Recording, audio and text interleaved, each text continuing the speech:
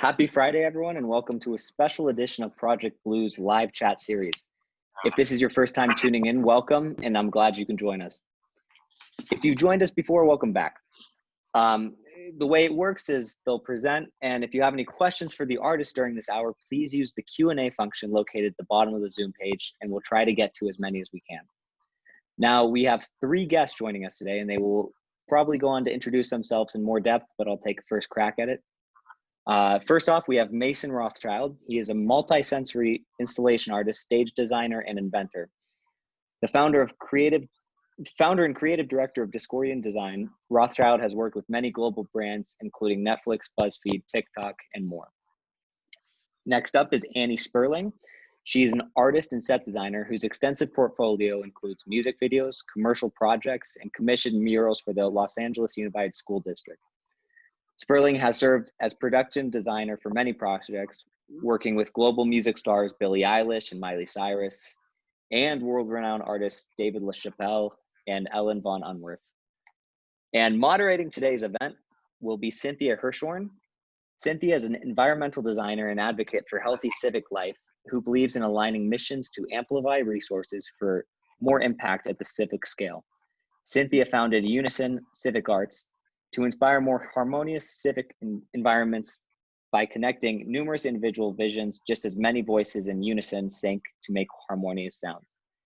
On top of that, Cynthia also serves on the AltaSea Board of Trustees, and we are so excited to have her join us today. Now, you may be wondering why we have these talented artists join us when we typically have oceanographers on.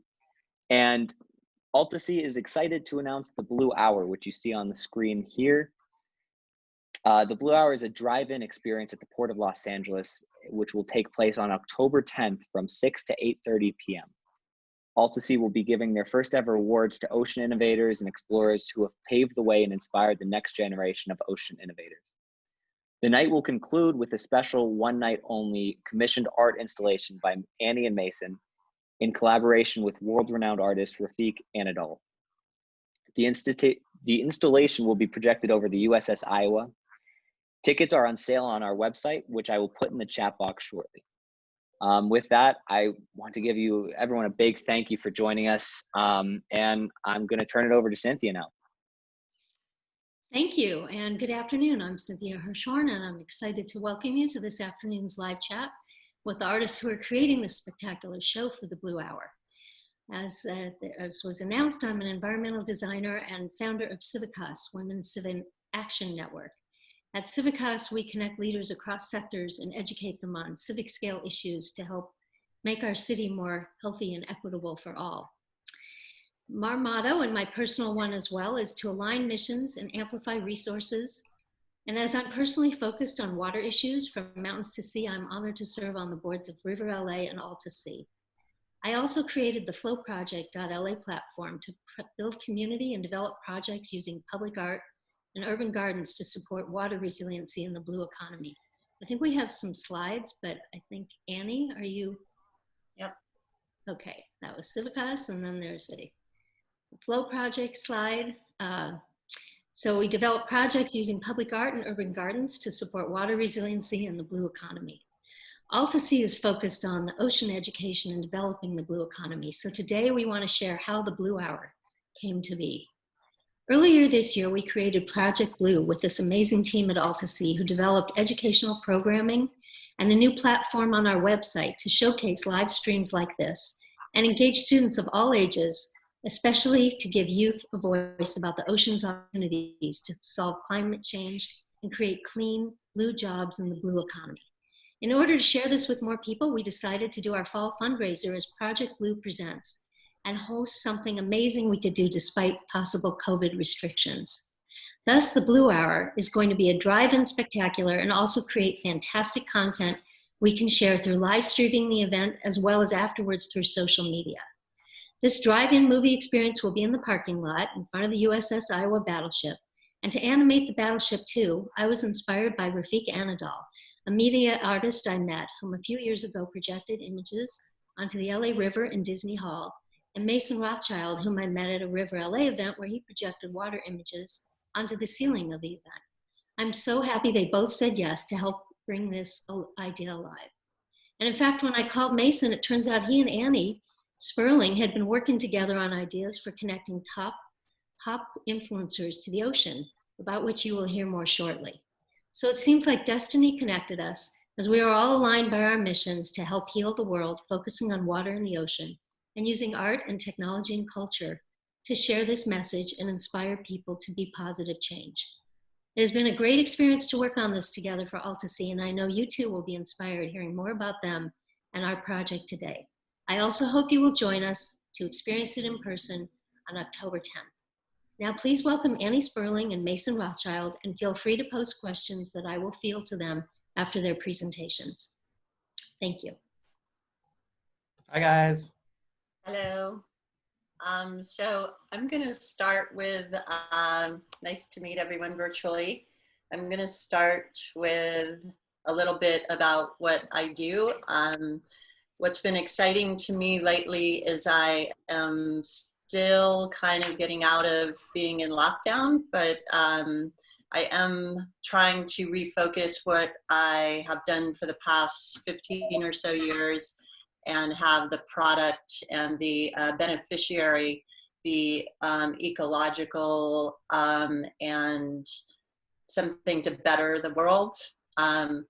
What I started with, I've always been an artist. I'm a painter, photographer. I make things. These are murals. For quite a long time, when I first moved to Los Angeles from San Francisco, I painted murals all over the city, many with kids who were deemed by the city at risk, meaning they had been arrested for graffiti or other gang involvement. So we made over 20 murals in the city. I did interior design. I taught school in in Los Angeles. And then all of that led me to my present career, which is production design. I work a lot doing editorials and art projects, as well as music videos and commercials. The one on the right is a new Miley Cyrus project, and the one on the left is Miley Cyrus again for the cover of David LaChapelle's book. Many of David LaChapelle's projects are some of my favorites. These are two pictured here. I'm in charge of making the sets. I'm in charge of renting all the props, having a crew, running the budget, and working with the director for the overall design. Most of my projects start with kind of tiny pencil sketches, then making it to scale. In this case, it was a giant construction of a head. This is for a vitamin. On the top left, you'll see the head falling.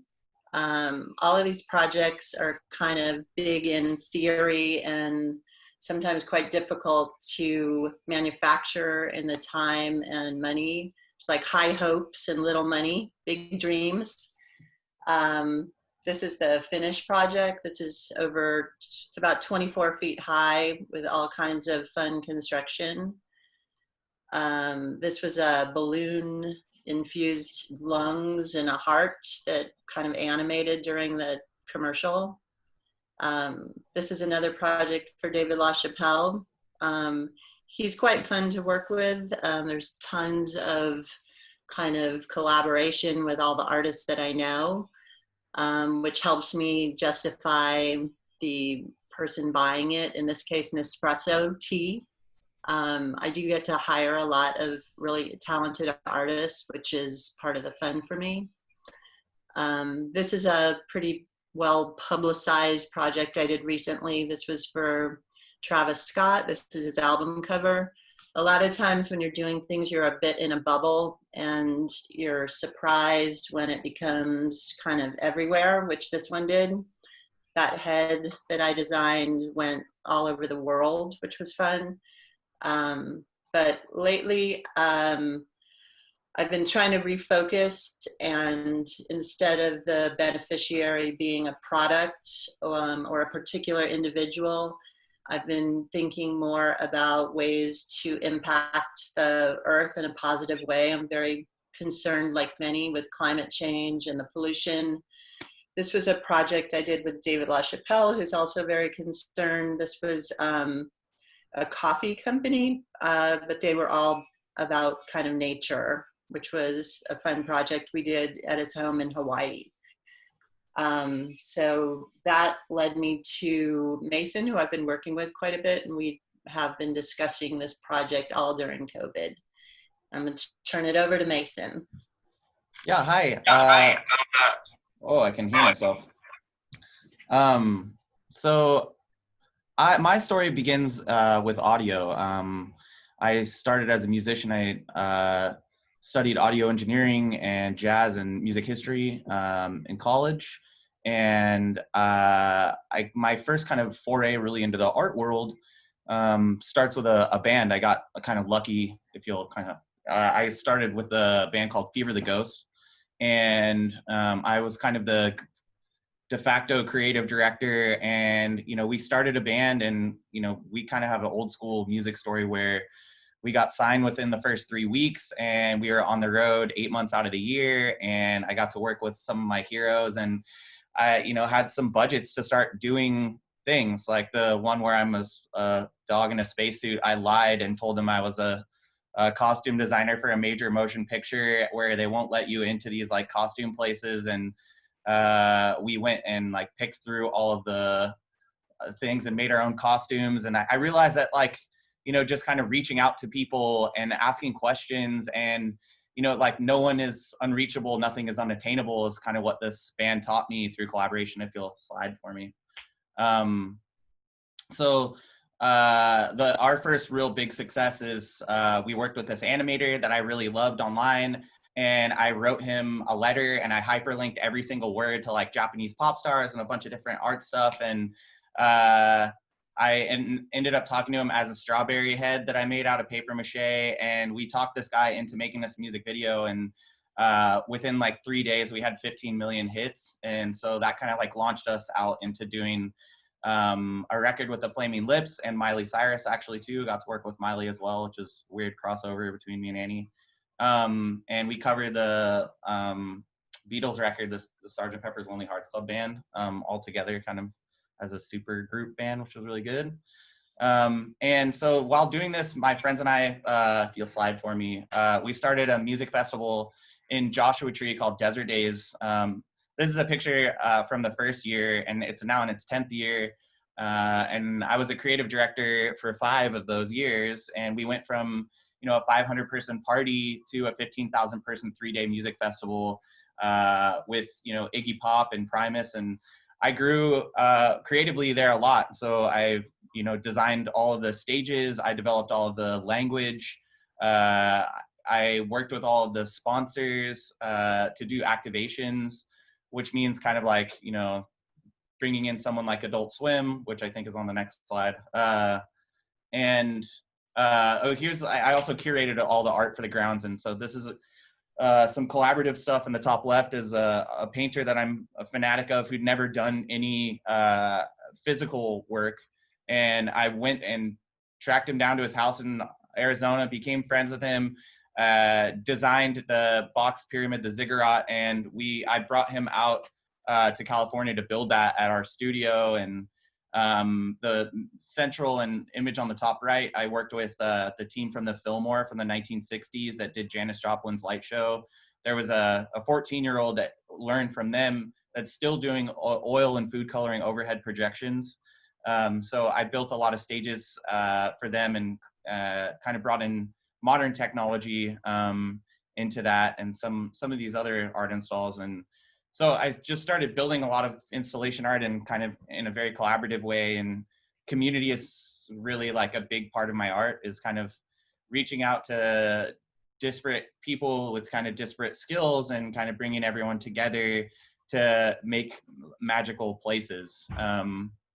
And so companies kind of started taking note of what I was doing, and I got asked to make an experience with Adult Swim, which is one of my favorite companies. Actually, they put out a lot of animation that wouldn't otherwise have a place in this world. So one of the first like kind of branded experiences I did was a theater for Adult Swim, where we showed the first time ever people got to see Rick and Morty, which became like a huge breakout success. And it was in this weird Lloyd Wright church that's called the Institute of Mental Physics in Joshua Tree. And from there, I decided just to start my own company. So I got a warehouse and kind of swung the bat with some savings and started building my own kind of tech. This is me. I built a screen out of thousands of individual tiny LED lights. And I started making kind of like structural pieces out of this. So a lot of my work right now surrounds video and structure, sculpture.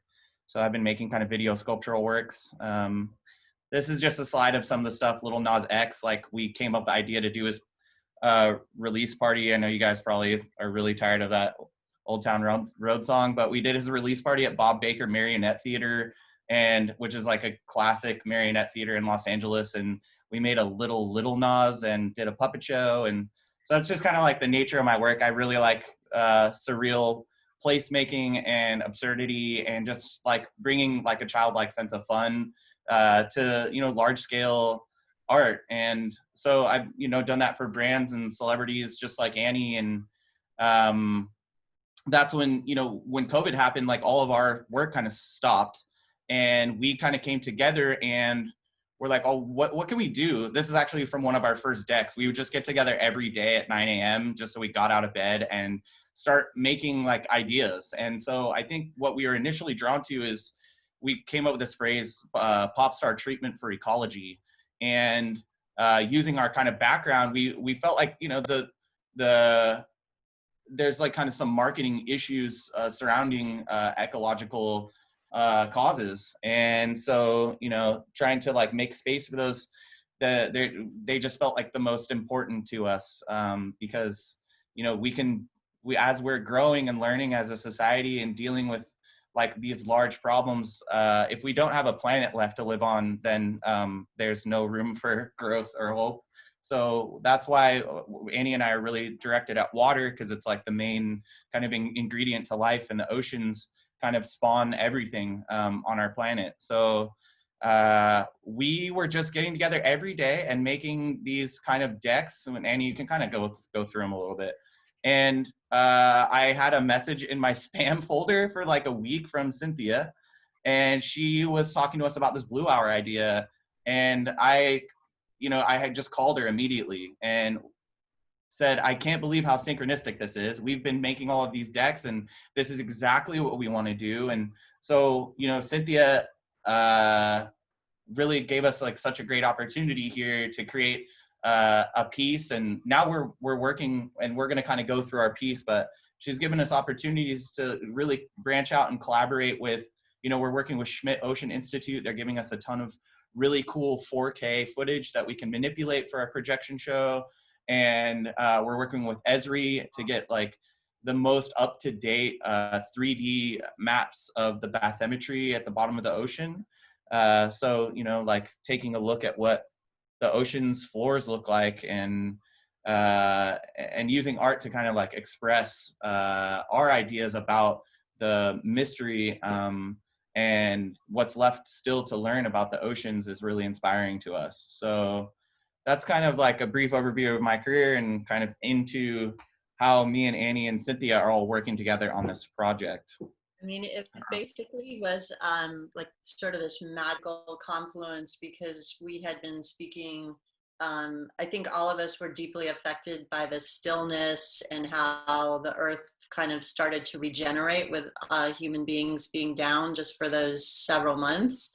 And all we were talking about is the ocean. And then Mason connected me to Cynthia and Altasea, who are completely ocean conscious and trying to forward think commerce, forward think everything that we can do at impacting. So that's where we kind of all came together, and this event started to unfold.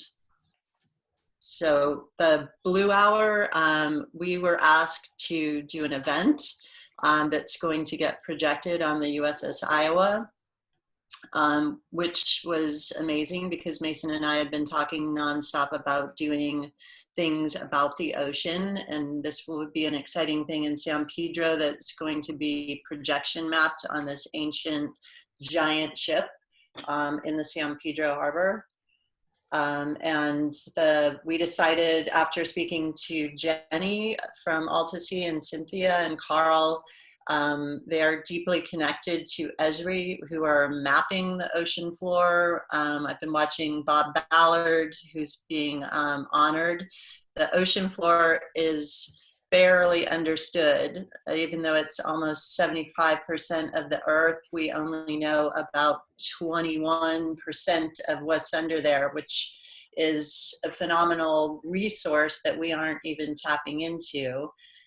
So we decided to do our piece about mapping, which is a big part of Altasea's connection to forward thinking.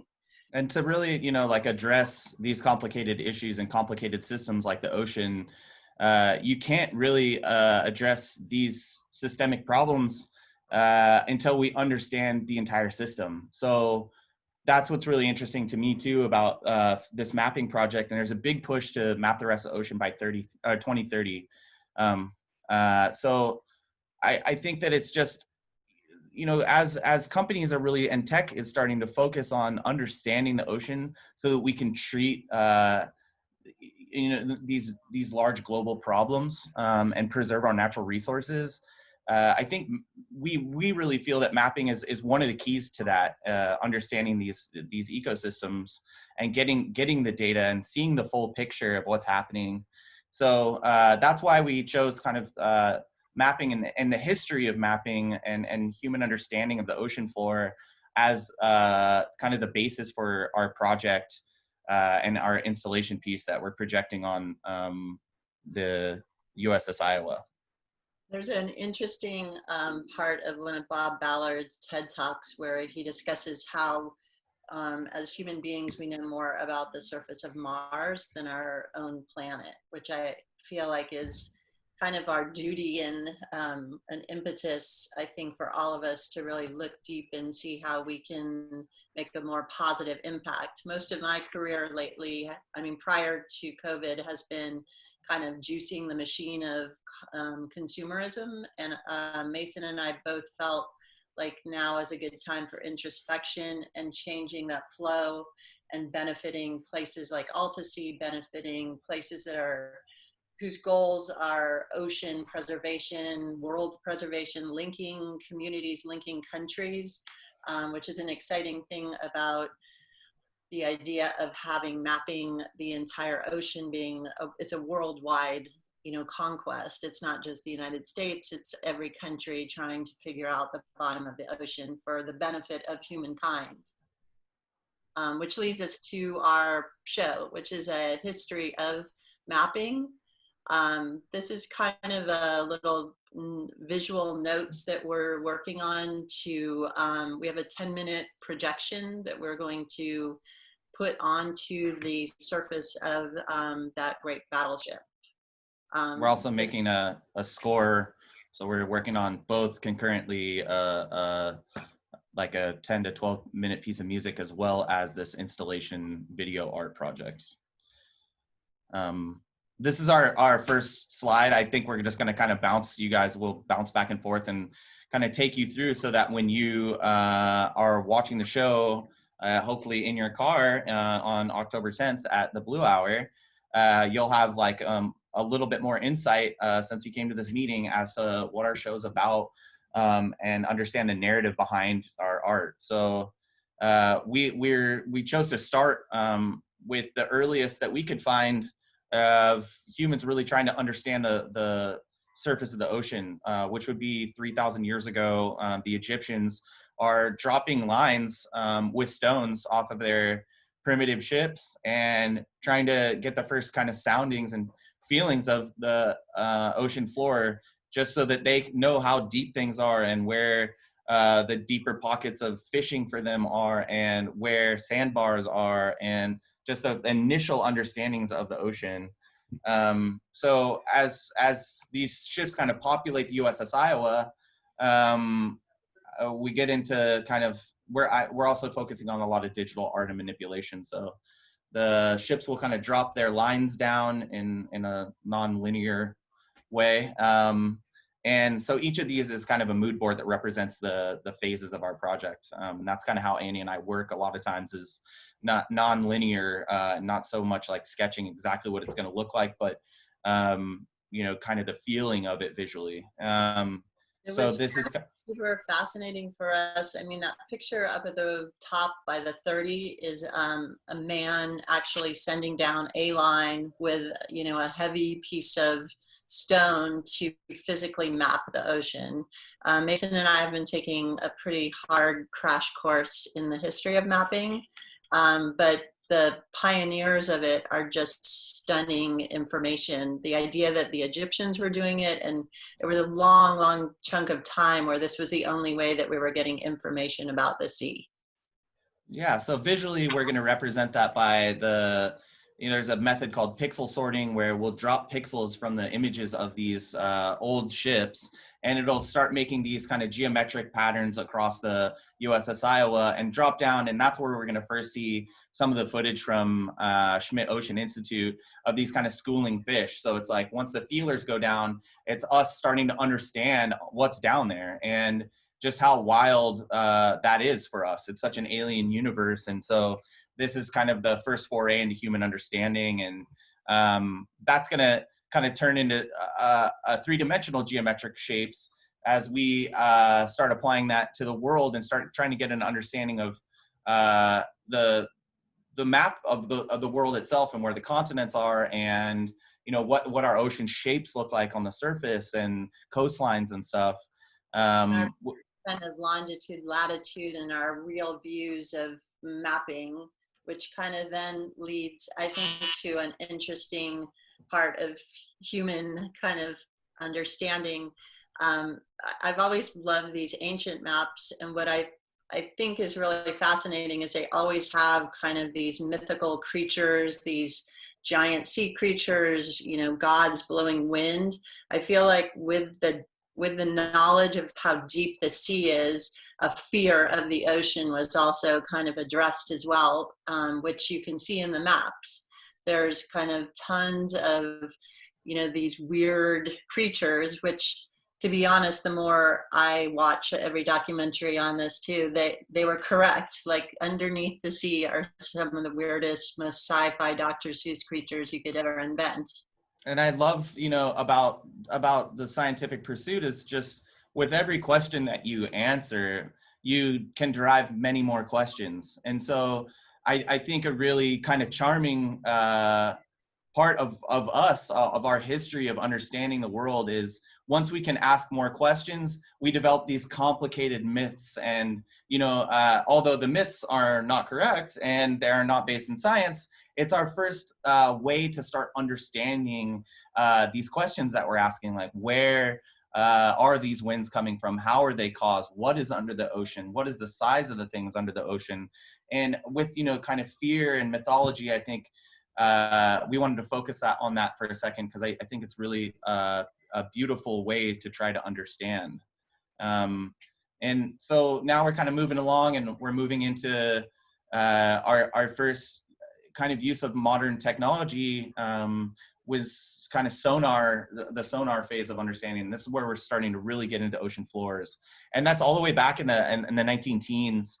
You know, during World War I, we're using sonar to map the ocean floors, and those techniques have really kind of stayed with us into the modern day. And I think it's so impressive. This is a ship from 1919 that was doing something called side scan sonar, which is just like a really laborious process. And so to amalgamate all of the data and the soundings that they're bringing back, because you're kind of pinging the bottom and then it gives you a depth finding, and there's no computer that can kind of automate this process of putting those depth findings in places yet. So it's just bonkers to me that they're mapping these with coordinates as good as they can, and then they kind of start to be amalgamated. I think I kind of jumped ahead in descriptions, so I think also what was fun, we're projecting it on the USS Iowa.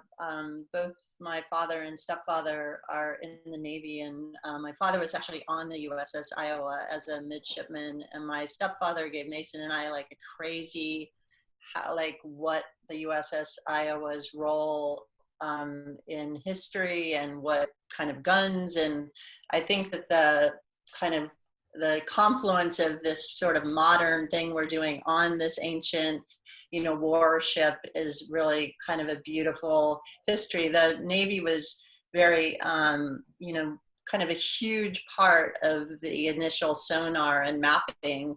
There's a long history of naval kind of, science. Exploration, yeah. So then we get weird again.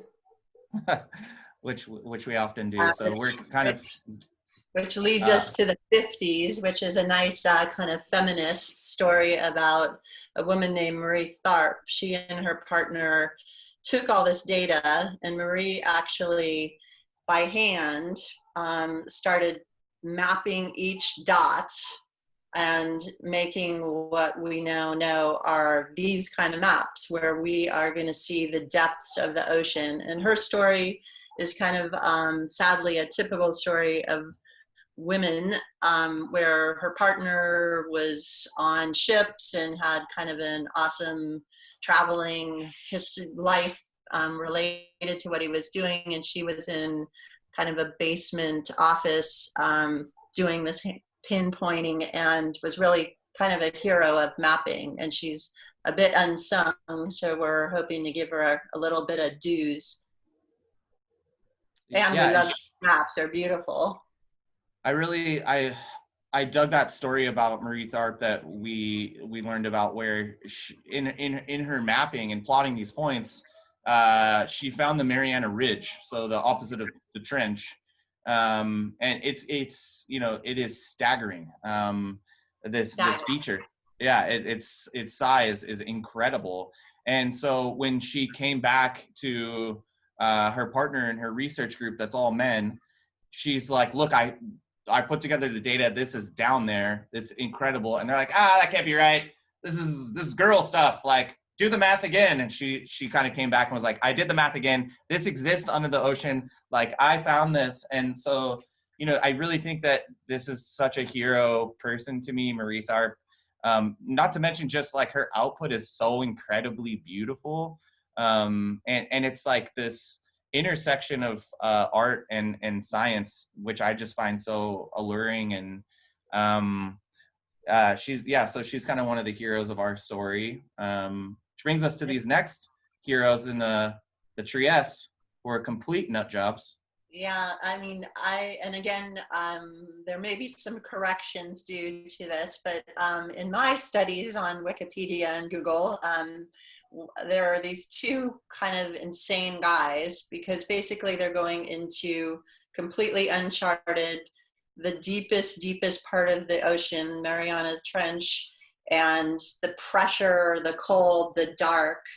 There was every reason they should not have lived, but they did in this tiny vessel, and surprisingly were able to find life. So once again, we don't know what's under there, and there are things living in this harsh environment, which leads us to where we thought nothing.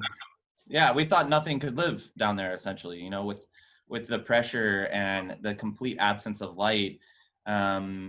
So yeah, we're gonna focus for a minute, and this will be a really fun part, because this is when it's gonna be visually very, very exciting for me to use bioluminescence as a palette. And also he has connected us to Schmidt Ocean, who are going to connect us to real footage that they have of these creatures that are just mind-boggling, that have their own luminescence, that are transparent, that are able to withstand this, that have developed these kind of teeth and eyes that somehow can live in this environment. And I never underestimate the power of a GIF in your Google Slides presentation, because we are... That's the main takeaway. Or GIF if you want, but yeah. Yes, I think that should be a takeaway. So what we wanted to do is, because our next kind of vantage point for understanding the oceans is actually from space, we wanted to use the color palette of the bioluminescence to push through the bottom of the ocean up into our first exploration from the satellite perspective.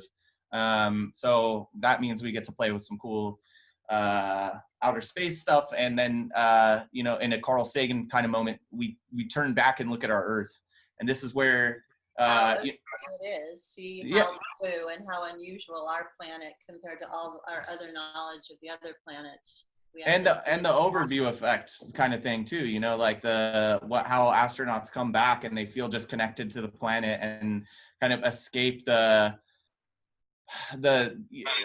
nation state kind of mindset of like, I'm from here, you're from there, and we're different. It's like, no, we're all from here, and we all have a mission to understand this. And I think that's super important that, you know, once we have satellites helping us understand geolocation and like increasing the accuracy of our mapping, and it's really it's poetic to me that, you know, science has the same kind of overview effect once it went to space, of just getting clarity on where we are and what the system is that we're inside of, you know. So and that leads us kind of to this next section, which the ships on the top and the this is where I was corrected quite a bit. I need to learn more about this, but these are vessels, some of which Bob Ballard, you know, was on, some of which other amazing scientists, and these are kind of this is where we are now. This is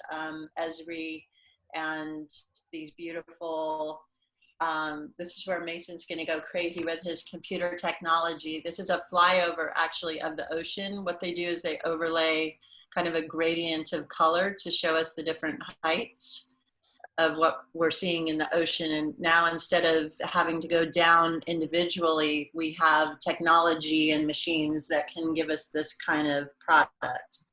And I love that modern day scientists love rainbows. Because what I've noticed is that everything from the late 90s until now is in these like really beautiful rainbow palettes. And funny enough, some of the cartographers that we're actually working with are quite sick of them. But to us as artists, I was just kind of blown away at these like kind of rainbow gradient bathymetry models. So we were really inspired by that. And, you know, as we come to understand and learn more and get these much more clear pictures. I love that picture on the left. That was one of the first ones that we found.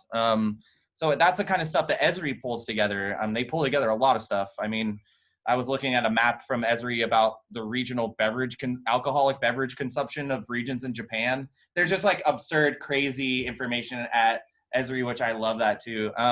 But in reference to just our kind of final output and a big push that I'm making with a programmer friend of mine, you can see at the top right, there's a movement reference, and what that represents is something called a style GAN, and that's two machine learning algorithms, two artificial intelligences, taking thousands of images, and in this case of horizons of a national park, and then generating its own imagery, which I think is super beautiful, to have a machine learning about our world and spitting out new possibilities about our world.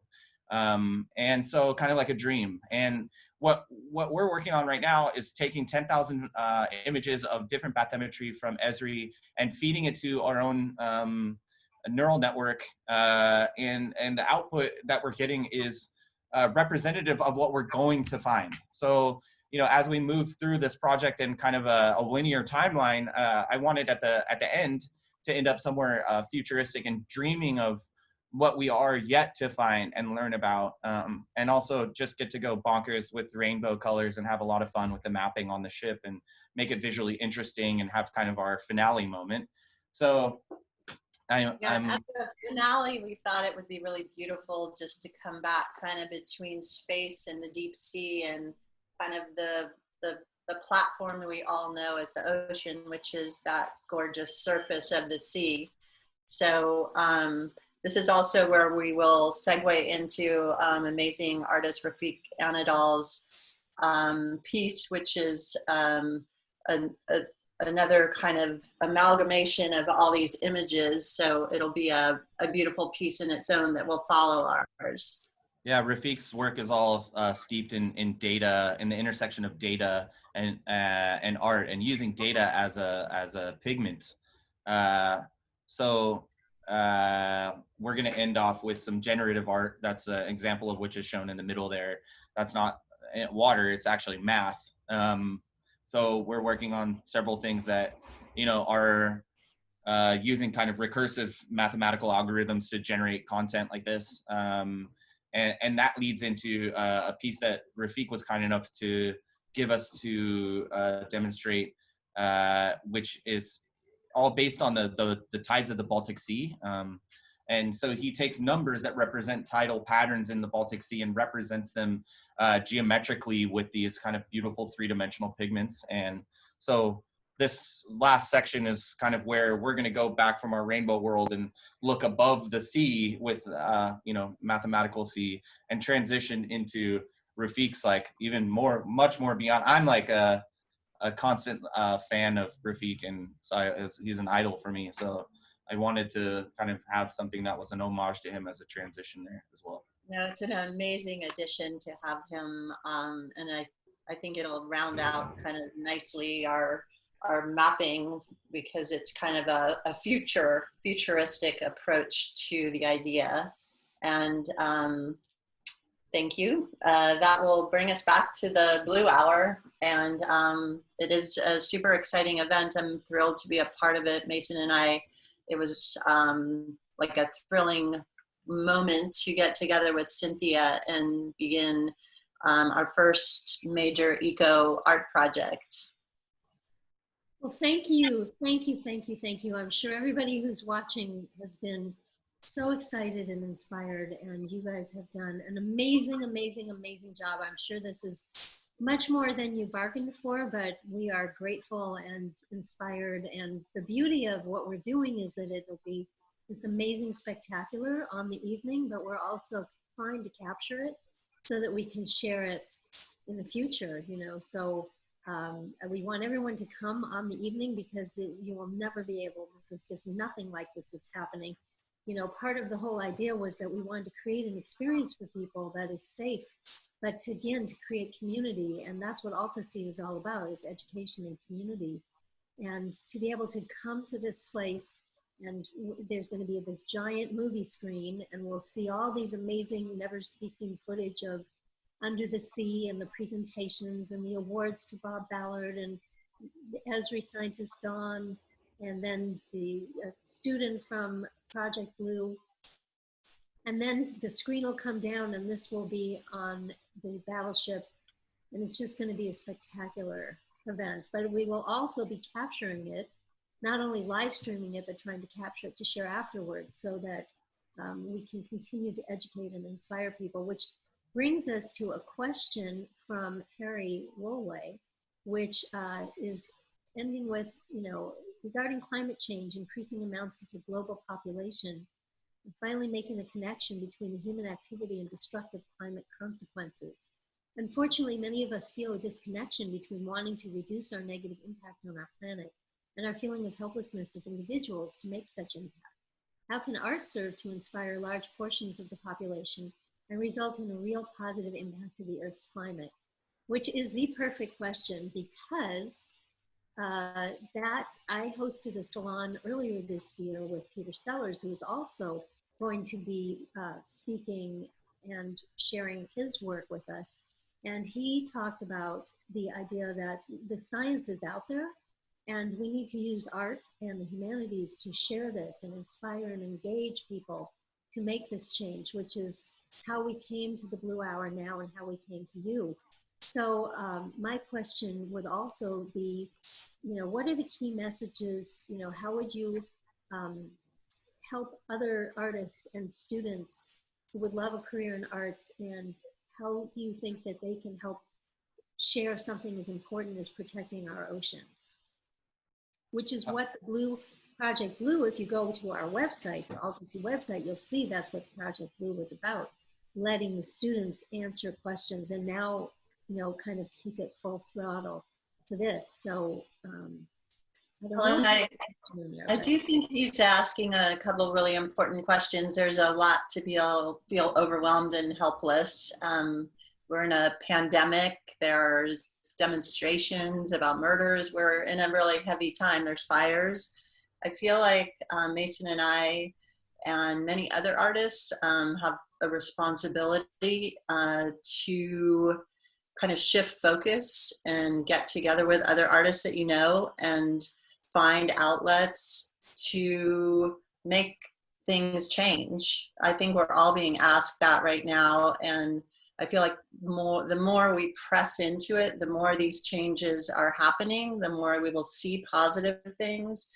I mean, I feel like this Alta Seas Blue Hour is a bit of a proof of concept for Mason and I that our thoughts were correct, that we do need to refocus our art. I don't only need to do music videos and commercials. I need to do things that build awareness for things that are much more pressing. I'm a huge fan of the ocean and very troubled by pollution, troubled that, you know, in the pandemic, we're getting more plastic bags and plastic forks and knives instead of addressing the situation and seeing what happened when we were down just for a few months. So I think that everyone can find outlets and get together. There's a lot of getting together that's necessary to push these projects through and make it a world, you know, united idea instead of, you know, tiny groups. These are huge ideas that need to be addressed now. We are seeing it with the fires and the climate change.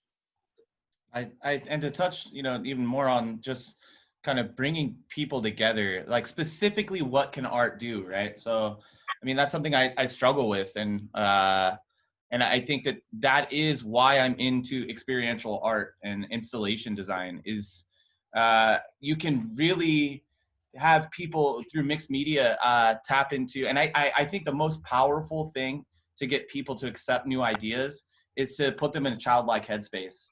And I think that's something that people lose very quickly. And it's something that I strive to hold on to. And I hope I can be an absurdist and have a lot of fun while addressing these, you know, very adult, complicated topics. But I do think it's, you know, anytime I realize that I can get people on all fours to go inside of a little thing and then see a big world. I don't know if you guys know what Meow Wolf is, but you should definitely check that out. And they immediately drop all of these kind of their armor, their adult armor for me, and are much more susceptible to talk about philosophical issues, to reassess their consumerism and their input and output. And I think the art is the key to getting people into these headspaces. So I think, you know, that especially something that's larger than you will always give you the feeling of being small, and that can be definitely used to pass on messaging. And so I really do think that also in advertising, often, you know, like the terrible 1950s MK Ultra like stuff that was happening in advertising. Folgers coffee commercials weren't just selling you Folgers coffee. They're also selling you that a woman's place is in the kitchen and these terrible things, and that, you know, that 2 cars and 2 kids and a place in the suburbs is the only way to be right. And I think that using that kind of, that like presenting large fun things but slipping in ideas, there is a way to do what I think of as positive psychedelic warfare. And so I think that there, you know, like a lot of people, you can push a lot of imagery and a lot of things into these large installations that then affect the brain in a way, just like advertising does. So I think specifically that's something I think about on how to affect change with art. And like we could talk about that for hours, but I agree. I feel like you should never underestimate art. I feel like that was what pushed Obama's election, were those beautiful posters. the Shepherd I feel Fairies, like yeah. historically, art is the people's medium. Art is what activates people, inspires people. it is a huge part of what makes us human and where we shine. I don't think we wouldn't be video chatting without Gene Roddenberry and Star Trek universe. And, you know, I think the scientists look to artists for inspiration a lot of times, and things like submarines weren't possible until Jules Verne started writing about it, you know. And I think there's just, art informs culture, and culture gives the vantage point to choose what to do with science. So I think art really for me is really, really important. And I think if people don't think that, then like me being subversive about that is even more fun and more challenging, and enjoy it. I enjoy that. I'm so happy to hear you saying that, and just the confluence of art and technology and information. Einstein and Picasso, there's always been stories about the zeitgeist, and they were saying the same thing about relativity and cubism. And when we look at today, where we are and the awareness of climate, and we have all this data and we have all this technology, and the way you're using the technology to create this art and to create the messages, and where we are now in Los Angeles with the entertainers and the art, and we can, when I think about data art and what specifically Rafik is doing and you're doing and Annie, and state of the art with visuals in whether it's set design and music videos, how we have this mass communication, and now bringing that, connecting it with the challenges that are immediate, and the information that AltaSea is creating with this platform for partnerships and to connect everyone. The idea of the Blue Hour being a step in the right direction to be able to start to really amplify that platform to connect artists and entertainers and culture to this information is a really exciting opportunity. So I hope that we can find ways to continue this and really amplify the message, because that's what AltaSea is all about, is creating this information through education. And today everybody's being educated visually and through technology. Yeah, I'm so thankful to AltaSea already, just for introducing me. We're talking about community and what a community builder AltaSea is.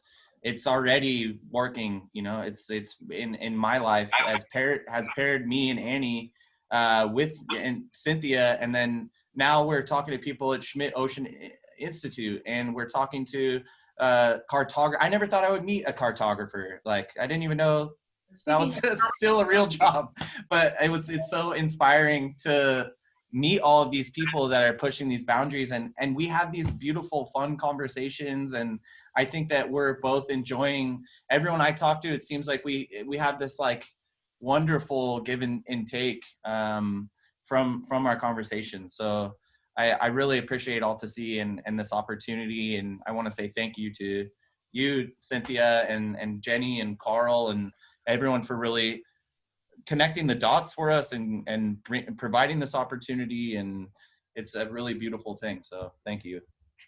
You're welcome. I really thank you and Annie, and this has been such a joy and such an inspiration, and the entire evening is going to be amazing. So I do want to also mention one more time that we can get tickets. Everyone can get tickets.